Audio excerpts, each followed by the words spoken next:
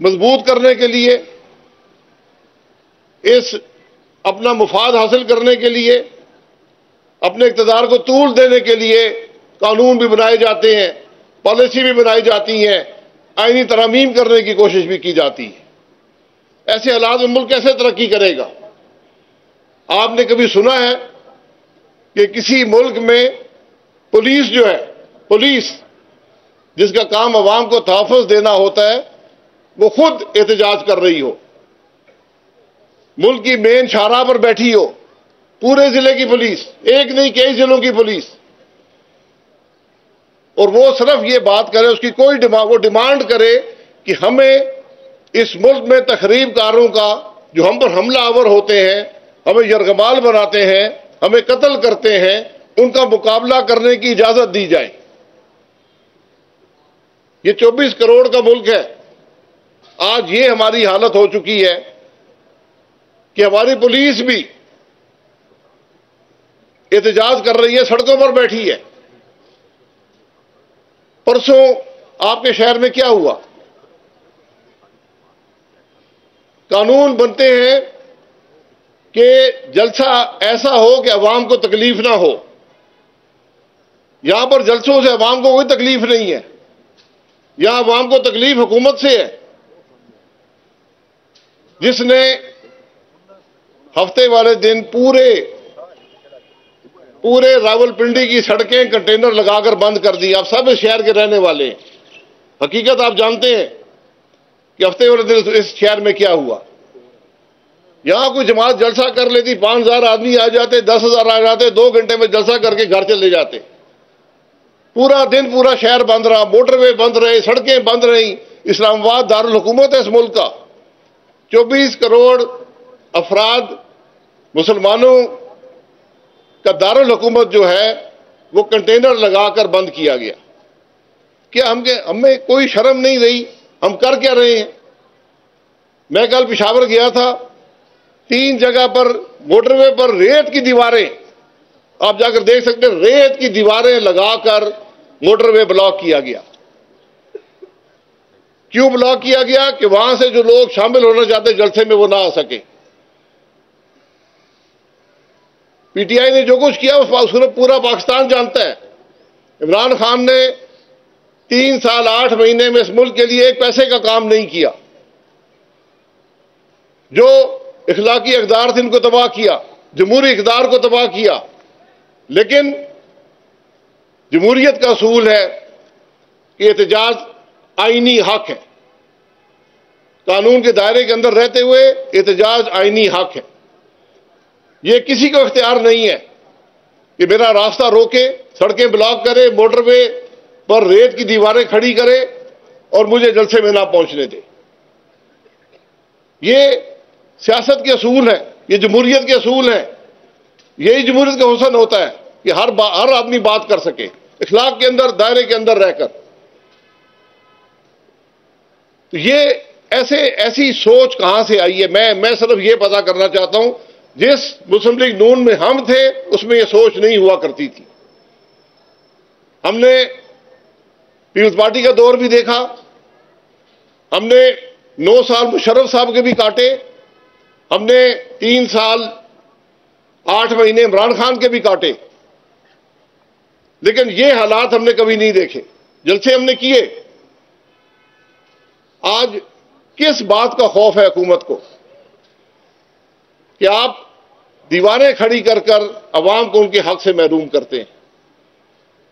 ये कौन सी सोच है? ये किस तरह हम मुल्क को लेकर जा रहे हैं?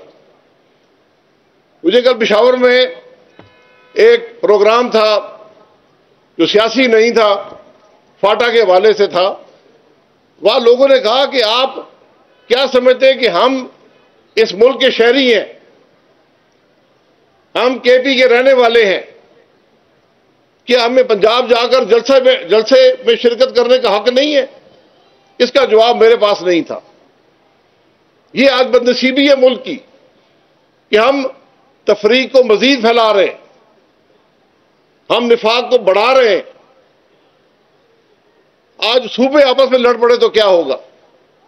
मेरी जो आज इस मुल्क के हुक्मरान हैं, आप उनको दावत है कि जाके जरा देखें केपी के अंदर केपी के लोग क्या सोचते हैं। कल उस प्रोग्राम में वो लोग मौजूद थे जिनको मैं 30 साल से जानता हूं, जो फाटा के रहने वाले थे। वो सिर्फ और सिर्फ पाकिस्तान की बात करते थे। कल उनके अल्फाज भी मायूसी के थे। आज बलूचिस्तान में क्या हो रहा है, ये मामूली बातें नहीं है।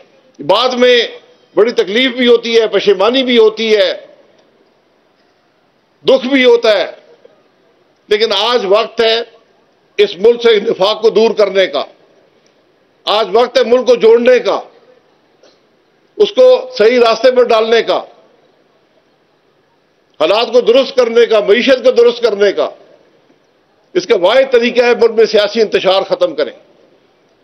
इलेक्शन में जो हुआ पाकिस्तान का बच्चा बच्चा जानता है। अब लोगों ने बात करना ही छोड़ दी है। जब मुल्क के अवाम अपने साथ हुई नाइंसाफी पर बात करना छोड़ दें, इसका मतलब यह होता है कि वो मायूस हो रहे हैं मुल्क के हालात से। आज हुक्मरानों का काम है कि इन मामलात को दुरुस्त करें, वरना कल पशेमानी से कोई फायदा नहीं होगा। जिस तरह वक्त गुजरेगा ये हालात मजीद खराब होंगे और हर बाद में पॉइंट ऑफ नो रिटर्न आता है। आप ये जिम्मेदारी है आज मुल्क के हुक्मरानों की कि रुकें, एक कदम पीछे ले, इन हालात को दुरुस्त करें, इस निफाक को खत्म करें, आज मुल्क में इत्तेफाक पैदा करें। ये आज मुल्क की जरूरत है। इन कुर्सियों में कुछ नहीं होता। आज जिन कुर्सियों पर ये साहिब इक़्तिदार साहिब इख्तियार बैठे हैं, बहुत से लोग इन पर पहले भी कुर्सी में बैठे रहे, वो आज कहां पर हैं? उन्होंने मुल्क को क्या दिया? या अवाम को याद रखते हैं? आज हमारी बदनसीबी यह है कि हम अपनी तारीख उठाकर देखते हैं तो कोई शख्स नजर नहीं आता जिसके बारे में हम ये बात कर सकें कि उसने मुल्क के लिए काम किया हो, उसने मुल्क के हालात को बेहतर किया हो। हाँ, हमें लोग ऐसे मिलेंगे जो कुर्सियों पर बैठे रहे, 5-5, 10-10, 15-15, 20-20, 30-30 साल बैठे रहे, लेकिन मुल्क को कुछ ना दे सके। तो सियासत बराए सियासत, सियासत बराए कुर्सी, सियासत बराए इक़्तिदार जो है, ये हमेशा नाकाम रही है। आज आपको हक की बात करनी पड़ेगी, आपको आइन की बात करनी पड़ेगी। मैं हर जगह कहता हूं, दुनिया का हमारा जो आइन है वो इतना बड़ा आइन है कि 7वें नंबर पर है दुनिया में, 7वें या 8वें नंबर पर। वाहिद आइन है दुनिया का जिसमें हलफ भी हर आइनी ओहदे का शामिल है। हम जहां जाते हैं लोग पूछते हैं कि हमारे हालात कैसे बेहतर होंगे, हमारे मामलात कैसे बेहतर होंगे, मुल्क कैसे तरक्की करेगा। सिर्फ एक रास्ता है, जो आइनी ओहदेदार हैं इस मुल्क के, ये इब्तिदा करें, आइन तोड़ना छोड़ दें। हर आइनी ओहदा रखने वाला शख्स हर रोज इस मुल्क का आइन तोड़ता है। फिर आप कहते हैं मुल्क नहीं चलता। भाई आइन आपको पसंद नहीं है तो तरमीम जो है अवाम के सामने रखकर करें ना। आप क्यों अवाम से तरमीम छुपाते हैं? ये तरमीम हुकूमत तो आपकी आज है कल नहीं होगी, आपका इक़्तिदार आज है कल नहीं होगा, लेकिन इस मुल्क के लोगों ने यही रहना है, इस तरमीम ने भी यही रहना है जो आप कर रहे हैं। तो खुदा के लिए इस मुल्क का भी ख्याल करें। ये आपकी कुर्सियां इस मुल्क से जुड़ी हैं, इसी मुल्क के अवाम ने आपको दी हैं। आपने जो रास्ता अपनाया है, आज के साहिब इक़्तिदार जो है, साहिब इख्तियार है, ये मुल्क इस रास्ते का मुताम्मल नहीं हो सकता। आज इस मुल्क में इत्तेफाक पैदा करने की जरूरत है। आज इस मुल्क को आइन के रास्ते पर लाने की जरूरत है। तरमीम शायद ये हुकूमत कर ले रात के अंधेरे में, MNA चोरी करके, सेनेटर चोरी करके तरमीम कर सकती है, माजी में भी हुआ है। हमेशा मुल्क का नुकसान हुआ है, हमेशा मुल्क की तबाही हुई है। ये मामूली बातें नहीं है, बात समझने की है। इस बात की आज जरूरत है, इस मुल्क को आइन के रास्ते पर लाएं, इस मुल्क से सियासी इंतशार दूर करें, वहीं से माशी तरक्की भी होगी। और कोई रास्ता नहीं है माशी तरक्की का। मईशत भी आइन से जुड़ी है। आज इस मुल्क का नौजवान क्या चाहता है? मुल्क का नौजवान चाहता है उसको इज्जत दें, उसका हक दें,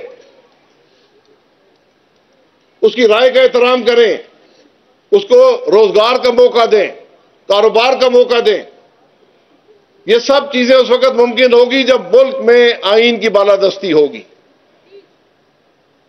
इस बात को अल्लाह करे हमारे जो लोग आज इक़्तिदार की कुर्सी पर बैठे हैं, जिन्होंने आज तक मुल्क की बात नहीं की, जिन्होंने आज तक मुल्क के लिए कानून नहीं बनाया, अवाम की बात नहीं की, अवाम के लिए कानून नहीं बनाया, अल्लाह ताला उनको हिदायत दे।